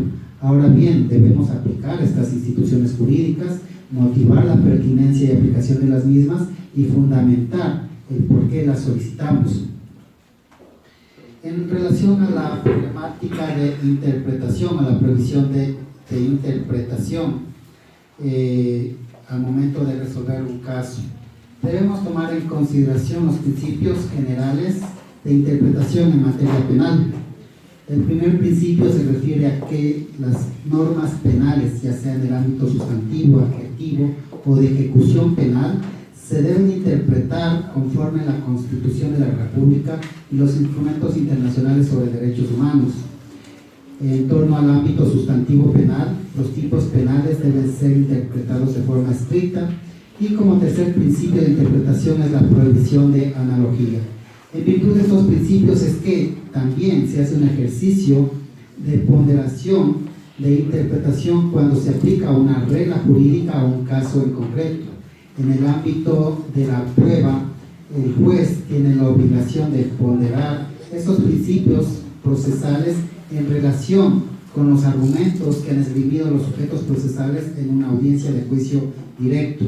Y es verdad, la audiencia de juicio directo concentra todas las etapas del proceso, entre ellas la de evaluación y preparatoria de juicio, en donde debe existir este filtro para determinar, por una parte, la validez procesal y por otra parte también en el ámbito probatorio, la exclusión de evidencias ilegalmente obtenidas por los sujetos procesales. Ese es el rol del juez y eso debe ser resuelto en base a la argumentación que esgrima tanto la defensa como fiscalía.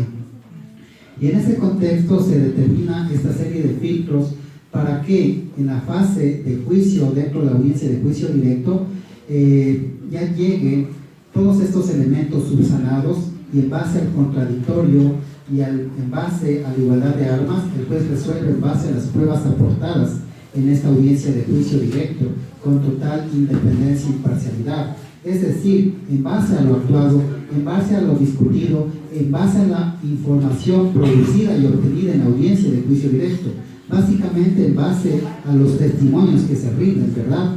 Ya sea de la víctima, de personas que conocen la infracción, de la persona procesada, en base a los testimonios de los peritos que realizaron las diligencias respectivas para sostener tal posición jurídica, tal teoría del caso y tal teoría jurídica dentro del caso en cuestión.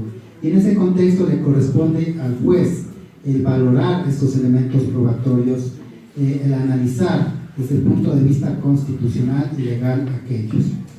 En torno a la problemática que se determina sobre la defensa, sobre los plazos de juicio directo, insisto un poco en el tema.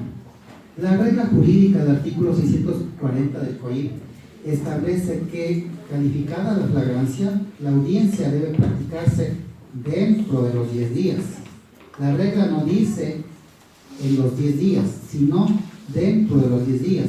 Y la lógica de aquello es que el Estado establece este procedimiento especial. ¿Por qué? Porque los casos flagrantes son más palpables que los otros, en donde existe cierta evidencia que puede ser incuestionable por los sujetos procesales.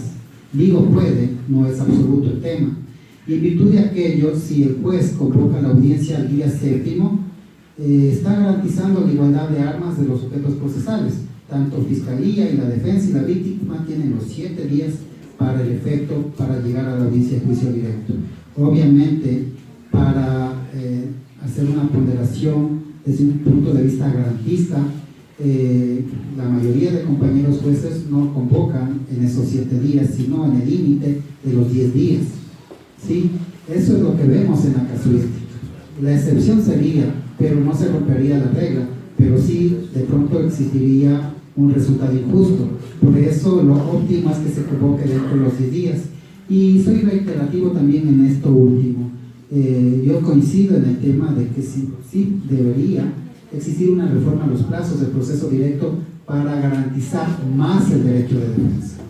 Con eso no estoy diciendo que se está vulnerando el derecho de defensa como está establecido actualmente el proceso directo, no.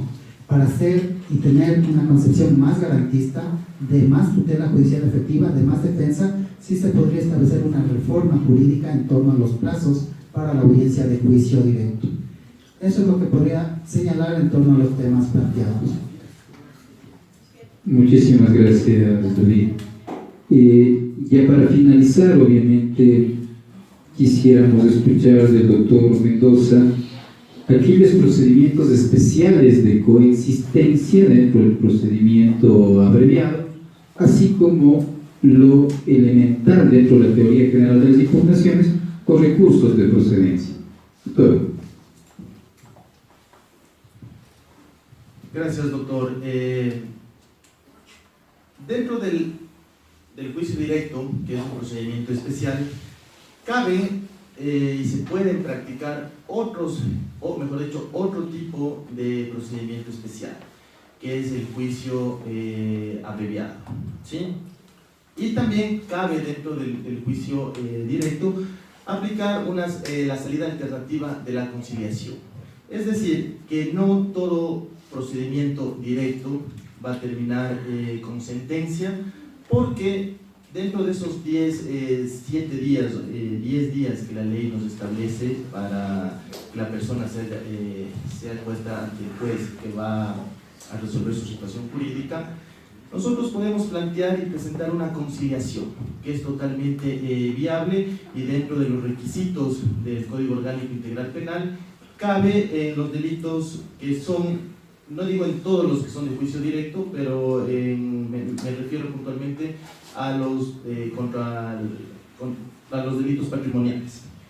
En ese sentido, nosotros damos como defensa, damos prioridad, y la primera salida que nosotros proponemos no es irnos a juicio, no es irnos a plantear nuestra tesis, nuestra teoría del caso, sino primero, antes de esto, nosotros planteamos con nuestro defendido y planteamos como abogados y conocedores del caso en particular que se nos pone el conocimiento, que la mejor salida podría ser llegar a una conciliación, ¿sí? Una conciliación obviamente que implica que la víctima, en este caso, bueno, hasta ese momento presunta víctima, tenga la disponibilidad y quiera aceptar esta conciliación porque es totalmente voluntario, y obviamente se puede llegar a una negociación jurídica entre el procesado y la víctima en temas a conciliar. ¿A qué me refiero puntualmente? Por ejemplo, si es un caso de un robo de un celular valorado en $200, por lo general la conciliación se la hace bajo ese monto que se ha fijado el peritaje del celular de $200.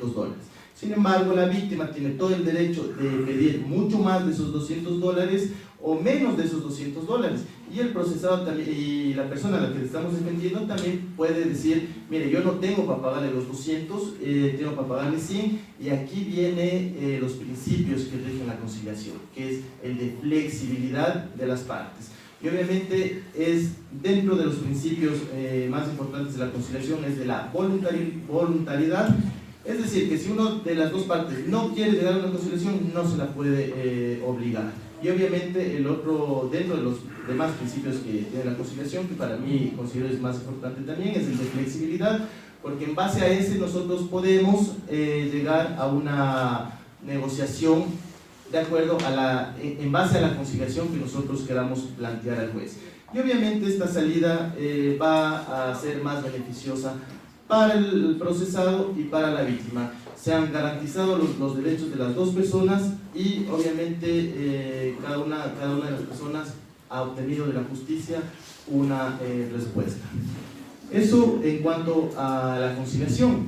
Ahora bien, también dentro del juicio directo, como mencioné en el inicio de esta tercera intervención, se puede aplicar el procedimiento abreviado, ¿sí? El procedimiento abreviado es básicamente la aceptación de los hechos por parte de la persona que está siendo procesada a fin de no irse a juicio, ¿sí? ¿Y qué es la ventaja de esto? Es la negociación jurídica que se hace con el fiscal en cuanto a la pena. Y obviamente, ¿cuál es el beneficio de esta persona? Que va a obtener una pena menor a la que pudiese recibir en juicio de ser encontrado culpable, ¿sí? Las reglas del procedimiento abreviado se encuentran en el artículo 625 del Código Orgánico Integral Penal, que no nos ocupa esta noche, pero sin embargo, a manera de referencia, ¿cómo nosotros utilizamos este procedimiento abreviado? En un caso de flagrancia, que una persona es encontrada, como vulgarmente decimos, con las manos en la masa, con evidencia, a ser observada por un testigo, la víctima le reconoce y la policía inmediatamente lo aprende. Obviamente en esos casos, bueno, en todos los casos siempre hay algo que hacer. Yo como defensa se los digo, en todos los casos siempre hay algo que hacer, siempre habrá algún peritaje, algún testigo o alguna situación que nos haga a nosotros empoderarnos de la defensa y decir: tienes razón, a la persona que está siendo procesada. Pero sin embargo, de que no haya ninguna otra circunstancia que le ayude a la defensa, que todo esté en contra nuestro, ¿sí? Obviamente como abogados sabemos que, y ya conocemos que con la prueba que tenemos, con la prueba que se ha hecho en estos 10 días, en la audiencia de juicio, ahí le van a sentenciar. Está yendo a una sentencia, sabemos la pena que él va a poder recibir, obviamente entonces ahí decimos no. Dentro de este juicio directo podemos aplicar el procedimiento abreviado. Es decir, tú aceptas los hechos, ¿sí? Aceptas los hechos, no vamos ya a pelear o a controvertir la prueba que se haya presentado. Yo acepto estos hechos y a cambio de eso yo recibo una pena reducida. ¿Sí? Una pena reducida que obviamente dentro de las reglas del procedimiento abreviado nos dice cómo se regula esta reducción de la pena, que es una negociación entre el defensor y el fiscal. Y obviamente ahí ¿qué tenemos? Obviamente igual una pronta respuesta de la justicia. Una persona que si bien ha cometido un delito está siendo sentenciada, obviamente con una pena menor, que ese es el beneficio de él. ¿Y qué pasa con la víctima? También obviamente en esa sentencia se le encontró por parte del juez la reparación integral. No quiere decir que porque se hace el procedimiento abreviado gana solo el procesado y nos olvidamos de la víctima. No, siempre en todos los procedimientos se garantizan los derechos del procesado y de la víctima. Y obviamente también una multa que es la multa que establece dentro de todos los delitos como pago al Estado. Es decir, que con esto, dentro del juicio directo, también tenemos otras alternativas para solucionar los conflictos. Tenemos otros procedimientos que la misma ley nos establece para llegar a la solución de estos conflictos. No únicamente es el juicio directo que termine en sentencia condenatoria o en sentencia de inocencia. También podemos, como ya he mencionado, optar por otros caminos que van a beneficiar a la persona que defendemos, a la víctima y obviamente a la administración de justicia. Gracias.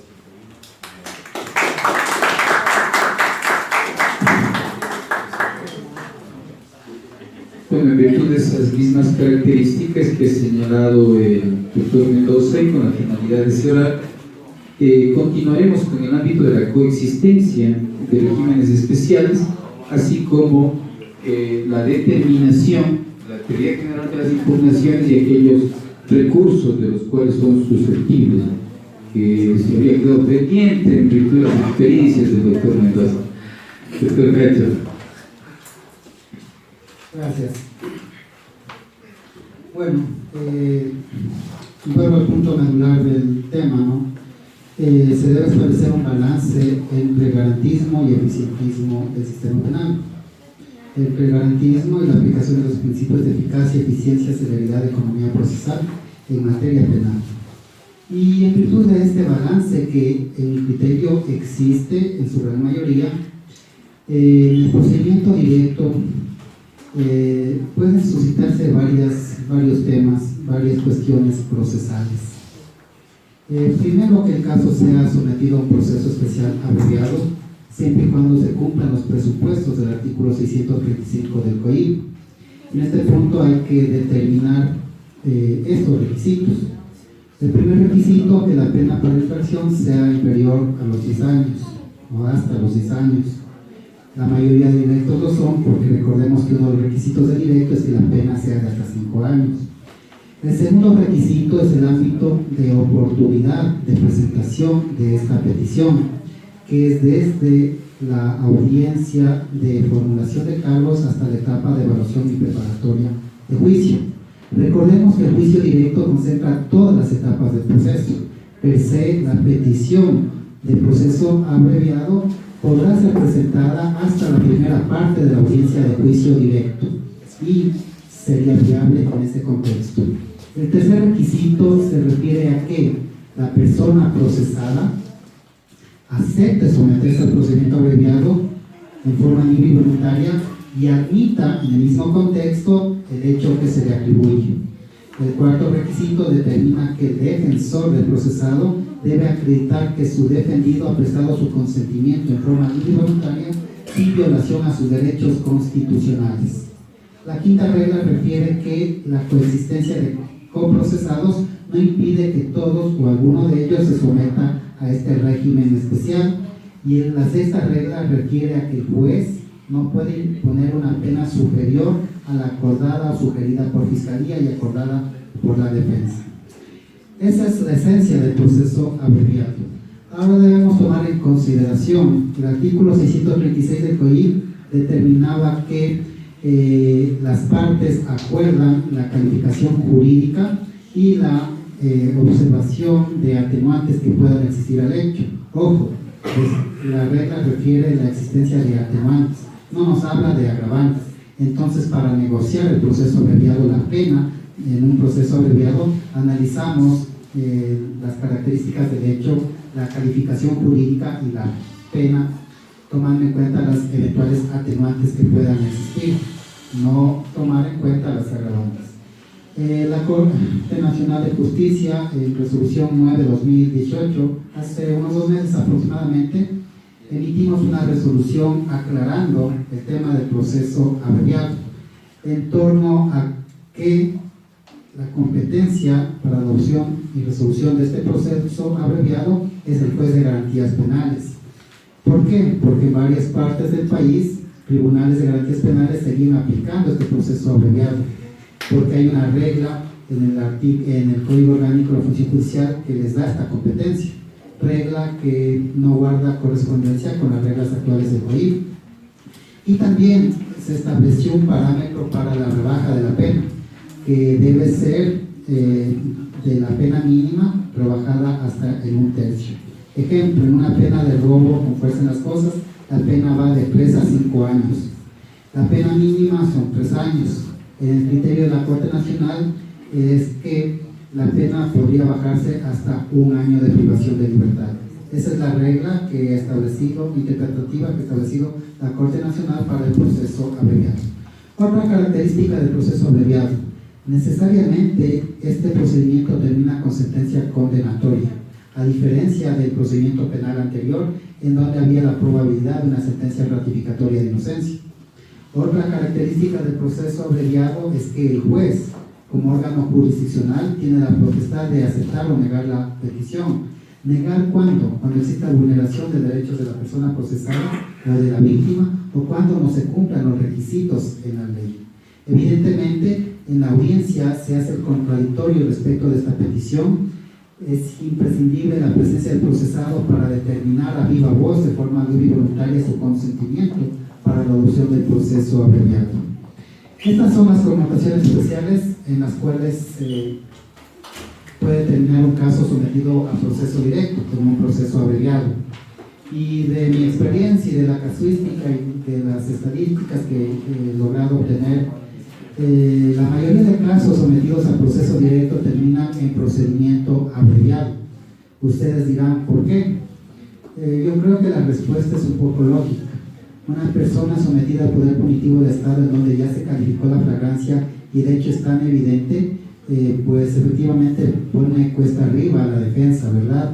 Y por eso, como decía el doctor Mendoza, cuando no tienen una opción, una salida más beneficiosa, optan por este procedimiento especial que tiene un índice estadístico muy alto en relación con los procesos directos. Otro de los mecanismos que se aplican con el procedimiento directo es la conciliación, siempre y cuando se cumplan los requisitos del artículo 563 del COIP. La pena de hasta 5 años, que en los casos de accidentes de tránsito no tengan resultado muerte o personas con incapacidad grave. En los delitos contra la propiedad, que el monto de lo afectado no supera las 30 remuneraciones. Y también hay casos de excepción de aplicación de la conciliación: delitos contra la eficiencia en la administración pública o que afecten intereses del Estado, delitos de carácter sexual, delitos de violencia contra la mujer o miembros del núcleo familiar. Miren, estas garantías normativas es el enfoque de género aquí, para no permitir conciliación, por ejemplo, en violencia física contra la mujer o miembros del núcleo familiar. Efectivamente, en la conciliación se aplican los principios de imparcialidad, de voluntariedad, de flexibilidad, neutralidad, honestidad, confidencialidad. Y el trámite también está arreglado en los artículos 674 y siguientes del COIP. Es un mecanismo basado en el principio establecido en el artículo 190 de la Constitución, métodos alternativos a la solución de conflictos, y tiene un enfoque de justicia restaurativa, en donde al Estado no le interesa tener a la persona privada de libertad, sino, tomando en cuenta que la afectación al bien jurídico no es intensa, le interesa que la víctima sea reparada en su derecho afectado. Y miren estas garantías normativas, ¿verdad? Esto en torno a los procedimientos especiales que podrían suscitarse en un proceso abreviado: el principio de oportunidad, como dijimos, muy pocamente utilizado; la suspensión condicional de la pena cuando hay una sentencia condenatoria, siempre y cuando se cumplan los requisitos del artículo 630 del COIP, con las limitaciones y prohibiciones que establecen las reglas jurídicas. Ahora bien, en el ámbito de la impugnación, debemos tomar en consideración que el antiguo Código de Procedimiento Penal establecía la impugnación como una etapa procesal. Hoy por hoy la impugnación no es una etapa procesal, según las reglas del COIP. Ahora bien, las reglas del proceso directo determinan varios temas: concentración de etapas procesales. El caso termina únicamente con sentencia, ya sea condenatoria o ratificatoria de inocencia. Y según las reglas generales, esta sentencia es susceptible de un recurso de apelación. En ese contexto, la sentencia de procedimiento directo puede ser apelada por cualquiera de los sujetos procesales, víctima, procesado o fiscalía cuando la resolución afecte, en teoría, sus derechos en torno al caso planteado. Y obviamente en apelación, la Corte Nacional, el Tribunal ASKE, va a resolver el caso sometido a su jurisdicción, la sentencia del ACO, y el ATEN evidentemente emitirá una resolución, ya sea ratificando la sentencia, revocando, reformándola, y en virtud de aquello, los sujetos procesales, en función del derecho de impugnación, que forma parte de las garantías del debido proceso, esta sentencia también es susceptible de un recurso de casación, en donde se deben cumplir los parámetros propios de la casación, es decir, que se debe plantear por una de las causales establecidas en el COIP, contravención expresa, indebida aplicación o error de interpretación de la ley. Evidentemente, el Tribunal de Casación, ya en Corte Nacional de Justicia, establecerá la admisibilidad o no del recurso de casación, y si se admite al trámite el recurso, será resuelta la situación jurídica del caso en audiencia oral, pública y contradictoria. Y aparte de eso, también la sentencia de juicio directo. Supongamos que hubo una sentencia de condena ante el juez ACO, una sentencia de condena susceptible de apelación, que el Tribunal de Apelación también la ratificó. Va a casación y no aceptan la casación y queda ejecutorial a esta sentencia. ¿Cuál es el recurso que nos queda ahí? El recurso de revisión, ¿verdad? Aquel que rompe la cosa juzgada, que rompe este instituto jurídico de cosa juzgada, cuya competencia y jurisdicción le corresponde también a la Corte Nacional de Justicia. Esto en torno a la sentencia del proceso directo. Debemos tomar en consideración además los incidentes que se suscitan dentro del proceso directo. Un ejemplo por excelencia, la adopción de medidas cautelares, la adopción de una prisión preventiva, que también es susceptible de apelación ante la Corte Provincial. Entonces, miren toda esta serie de garantías que existen desde el ámbito del principio de impugnación para garantizar la tutela judicial efectiva, para garantizar los derechos de las partes en base a la argumentación que esgrimo. Y vemos cómo existe todo un círculo de garantías normativas que irradian a la defensa, al procesado, a los sujetos procesales, para evitar la arbitrariedad en el ámbito jurisdiccional. Yo por eso considero que el proceso directo per se tiene visos de constitucionalidad. Por eso es que hoy por hoy se lo está aplicando en base a todas las garantías que tiene la persona sometida al poder punitivo del Estado: derecho de imparcialidad, derecho de impugnación, derecho de defensa, derecho de tutela judicial efectiva. Y es lo que podría decirles en torno al ámbito de procedimientos especiales dentro del proceso directo y en relación al ámbito de la impugnación dentro del proceso directo. Muchas gracias. Muchísimas gracias. Bueno, como hemos podido escuchar, hemos arrancado desde el ámbito del positivismo crítico para abordar obviamente el garantismo, que es una base fundamental establecida en el artículo 1 de la Constitución de la República, a través de las cuales dentro del Estado social de Derecho y Justicia obviamente se han establecido procedimientos que incluso son una nueva corriente. No es que solamente Ecuador tenga un procedimiento directo, tienen otros nombres. Perú tiene procedimiento inmediato, Colombia tiene procedimiento expedito, pero bajo esas características se han enfocado algunos elementos que son muy importantes: violación de derechos humanos, garantismo, purismo, decisión, identidad del juzgador, características que deben ser vinculantes. Se ha llegado a un consenso incluso dentro de la determinación del plazo del procedimiento directo, procedimiento que, como lo han señalado los exponentes dentro de este debate o diálogo, ha quedado claro que nace de una actividad de carácter flagrante. El elemento conductual de flagrancia es el que provoca el procedimiento directo, más requisitos adicionales, como que la pena no sea superior a 5 años y que en el caso de los delitos contra la propiedad, no supere los 30 salarios básicos unificados del trabajador en general. Luego de ello vendrá una concentración de etapas procesales, se establecerán los tickets de evaluación dentro del procedimiento.